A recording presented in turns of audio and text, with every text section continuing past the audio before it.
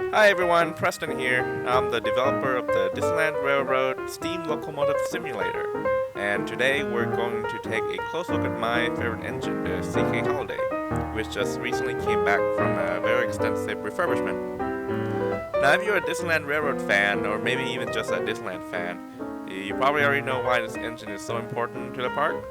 It's one of the first two steam engines Walt Disney built specifically for the park, and he was quite fond of them. But over the years, about 60 years actually, I guess, of running the engine some 12 hours a day, the parts eventually get worn down, and maybe there's some leak in the boiler, or might be hard for the fireman to hold a steady pressure. But she was definitely showing her age by the late 2000 and 2010s.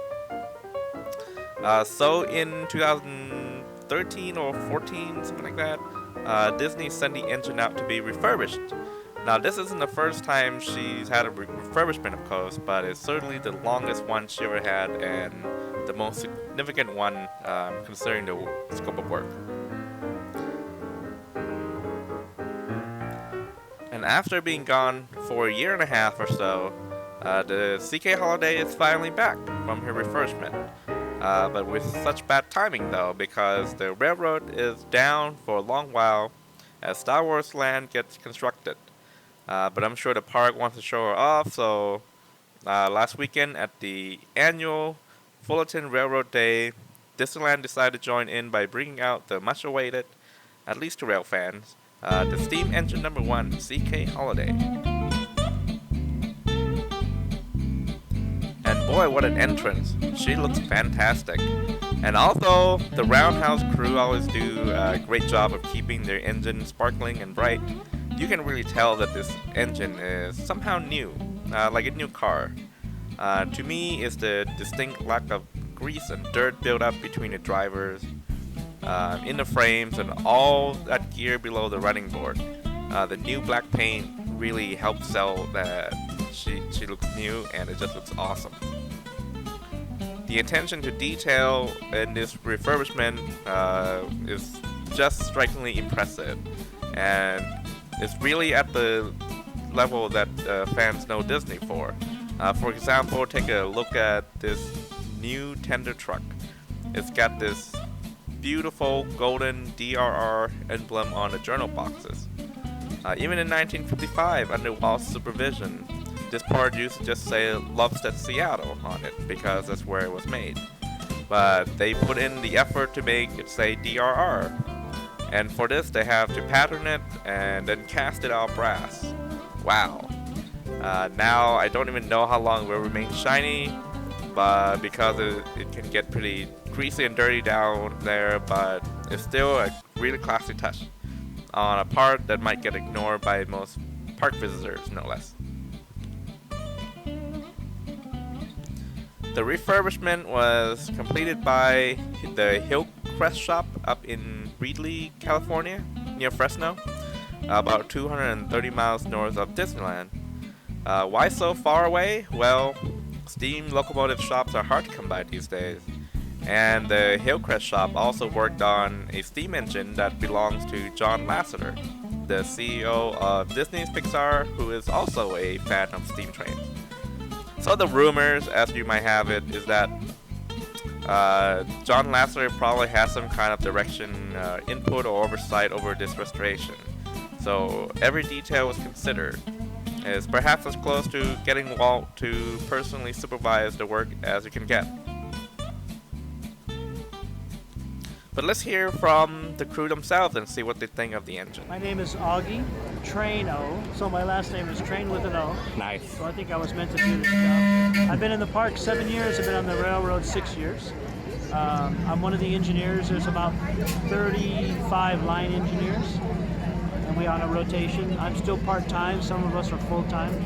It's an honor to drive Walt's trains. The Holiday underwent extensive refurbishment recently. Can you tell us some of the work that they did on the engine? Yeah, the engine and the tender were totally ground-up restoration. Every part taken off, either refurbished, reused, or remade if needed.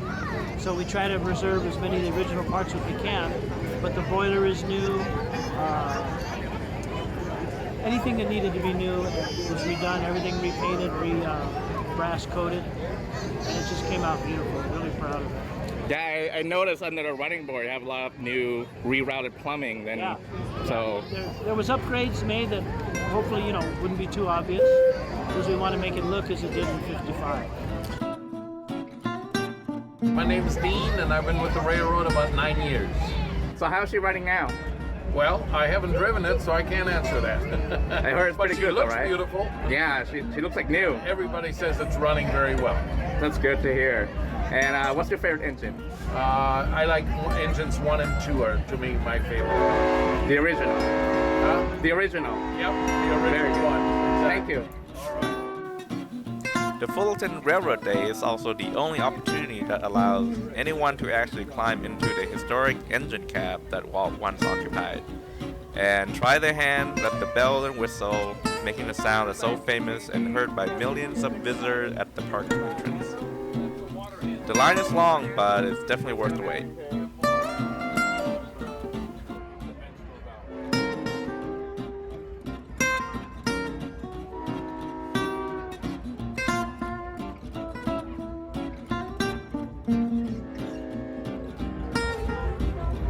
This is your fuel valve, correct? Yes, What is the one next to it? that's the water valve. That's also water? Yep. Okay. Water can be added from either side.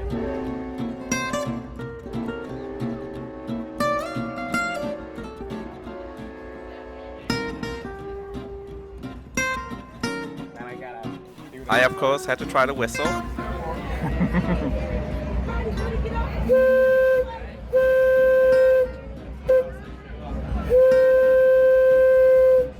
Nice. And compare it to the simulator.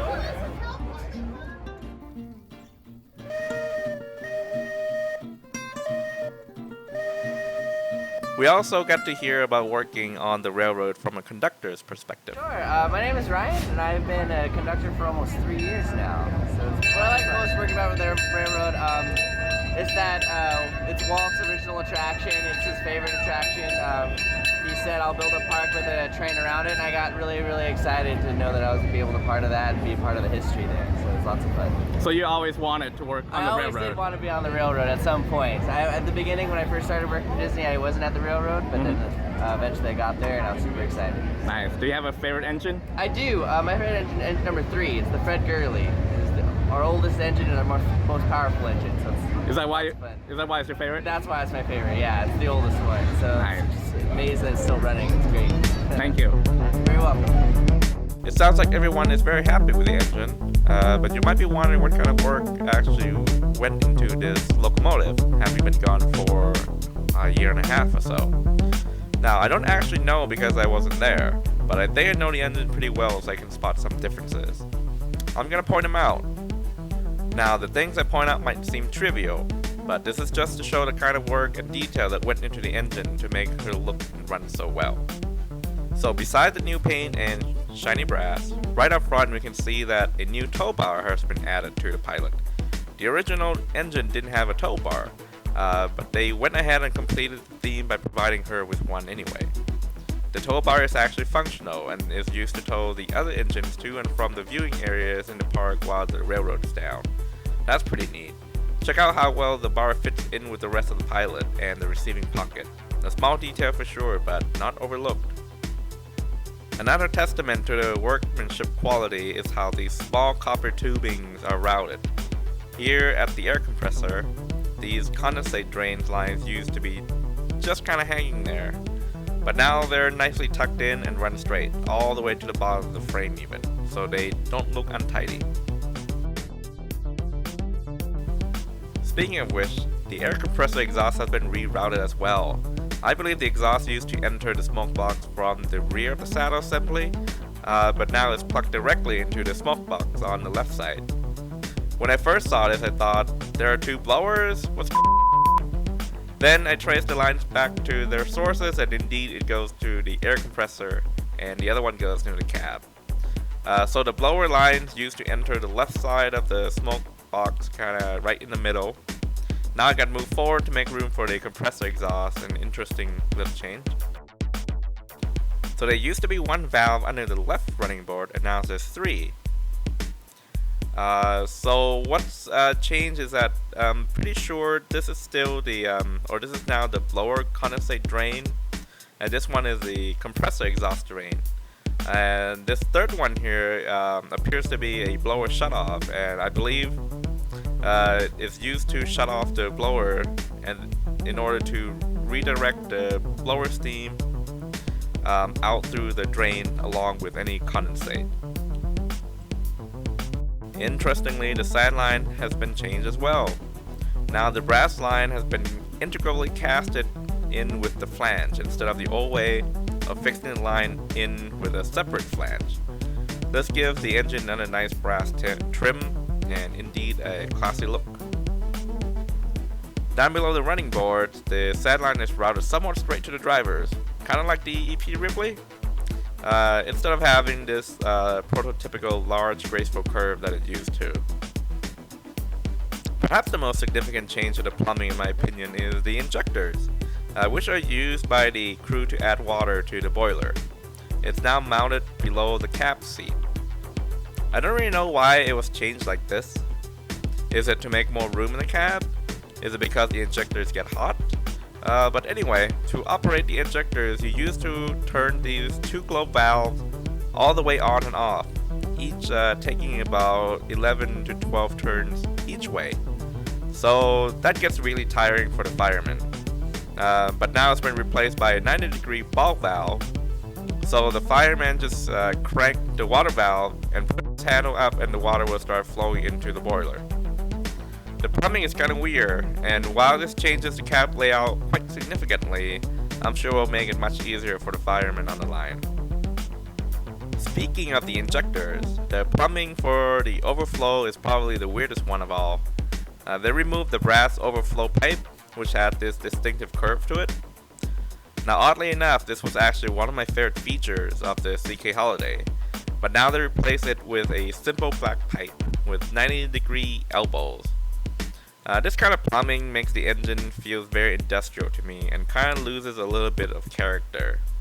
And on this side is plumbed right across the top of the rear driver, cutting into that bright red, causing a bit of a visual irregularity. Now you might even see this in the park when you're entering the park and the engine is sitting at the Main Street station. The boiler gauge used to be encased in a brass stand, and it really added an old world 1800s feel to the engine. I think the gauge itself was made by Ashcroft, but it's been replaced by a modern terrace gauge. But I think it's all the same on the other engines now. Okay, I understand that gauges get worn out and needs to be replaced, but this gauge looks a little bit out of place for the engine, with its name in bold right on the face. To me, this screams modern, which clashes with the style of the engine. But they did a nice job of trying to keep the brass stand though. It looks good. The speedometer here on the right side, the engineer's side up at the top, has also been replaced by a modern gauge. Now, what's significant about the old speedometer was that it had a very small label on it, SF and DRR. It stands for Santa Fe and Disneyland Railroad. It was the only piece of working equipment left that acknowledged the railroad's history of once being sponsored by the Santa Fe Railroad. And Walt wanted his railroad to feel so authentic that he put this tiny SF and DRR label on the speedometer that surely none of the guests knew about or saw it. But it mattered to him, and now it's gone. And there's nothing left on the engine from that era of Disneyland's early day. So it seems the engine now enters another era. There are plenty more changes that we can't see from the outside. The boiler, for example, which pretty much makes up the whole engine, is completely new. Now I haven't confirmed this, but I heard that inside the boiler there are now more flues, or exhaust tubes. This will surely make the engine easier to run for the crew because there's more water heating surfaces. Also, I heard that the engine now runs at 150 psi instead of the original 125. This gives the engine slightly more tractive effort to pull the heavy, fully loaded train around the park. Okay, here's a few more examples. The running boards have been changed again. In the 50s, when she was built, she had a wooden running board, and the right side was tapered in front of the cab. In one of the rebuilds, maybe in the 90s or something, the boards were changed to sheet metal with diamond threads. No doubt because the wooden boards were wearing down from exposure, but they only replaced the portion in front of the cab. So the cab was still sitting on wooden boards while the front were the sheet metal boards. And they also removed the taper in front of the cab. And the disconnect between the wood board and the sheet metal board is pretty obvious, and it detracted from the overall look of the engine. So after this refurbishment, they went back to the original look finally. I don't know what it's made of because I didn't touch it, but I was told by a very good source that it's not sheet metal. But anyway, it has a rough, coarse texture on it instead of the very industrial diamond thread. The taper is also back, and the cab sits on the same running board once again. It looks really good here.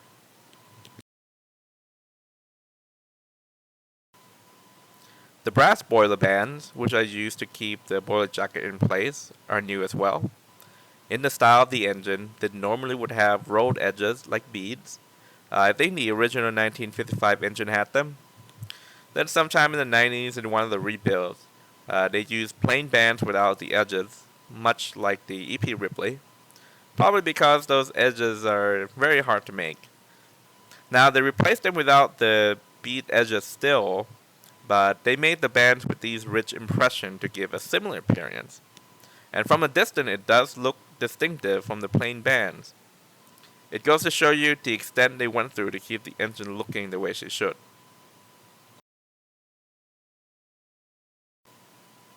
Up front, the crosshead guides used to have small brass lubricating cups, but now they're replaced by silver ones. I always liked the original brass one because they stood out from the crosshead guides. The silver one kind of blends in with the crosshead guides, but that's just me. Oh, there's another missing brass ornament here. The engine used to have this beautiful orthogonal or something rather brass cap on the end of the blowdown pipe under the left crosshead. Now it's just a plain outlet. I'm not sure what happened to the cap. Maybe it will get added on before she steams up for the public. But it's kind of plain now and a little bit industrial again.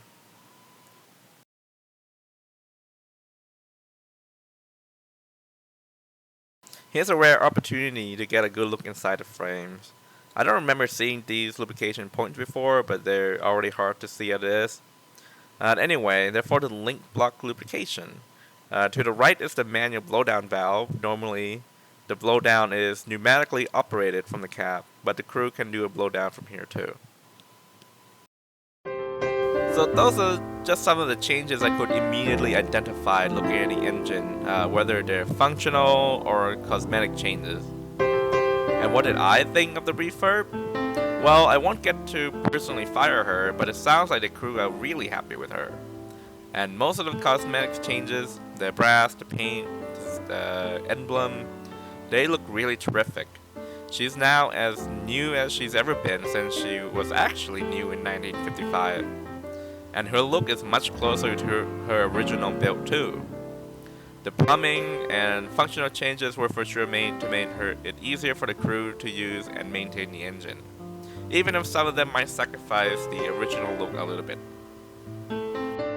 But maybe I'm just being nostalgic for the original look. Walt really got it right, even the plumbing style. But changes are a small price of keeping this unique little steam engine running. Things have to change to keep going. Thanks to Disney, the Hillcrest shop, and the engine crew throughout so many years that kept her running, she's now ready for another 50 or 60 years of hard work to entertain, educate, and inspire another millions or so of guests that will walk through the entrance and see one of these engines. Imagine, 60 years from now, in the year 2076, over 120 years after Walt built this engine, people might still be able to see, hear, and experience live steam engine that once dominated this country in the 1800s. That's pretty powerful. My name is Aaron Medina. I just turned 19 today. I'm from Carson. I came to know this engine, seeing this was like one of the first steam locomotives I ever ridden as a kid when I visited Disneyland, and I always loved this steam engine. I always loved the stack. It has that diamond shape to it, and like it's named CK Holliday, named after the president of the Staff Railroad, which is my favorite railroad. And I just love that it's a 4-row wheel arrangement. It's really a unique locomotive. I always love the American type, so it makes it really a special locomotive to me. It's the look, the color, and again, the era that it's from. I always love the era, the 18th century era, and I've always been a Western kid. I've always been a Western guy. Locomotives like these, and plus, there's this cartoon that Disney made called The Brave Engineer, and he had a locomotive sort of like this. So I think that's why it's a really unique locomotive to me. Thanks to Augie, Dean, Ryan, and Aaron for letting me bug them and ask them questions on camera, as well as Disney for sharing their very unique and truly expensive locomotive with us. I'm still hard at work on the Disneyland Railroad simulator, and I hope that soon you'll be able to experience what it's like to be at the throttle of one of these very unique machines. Until next time.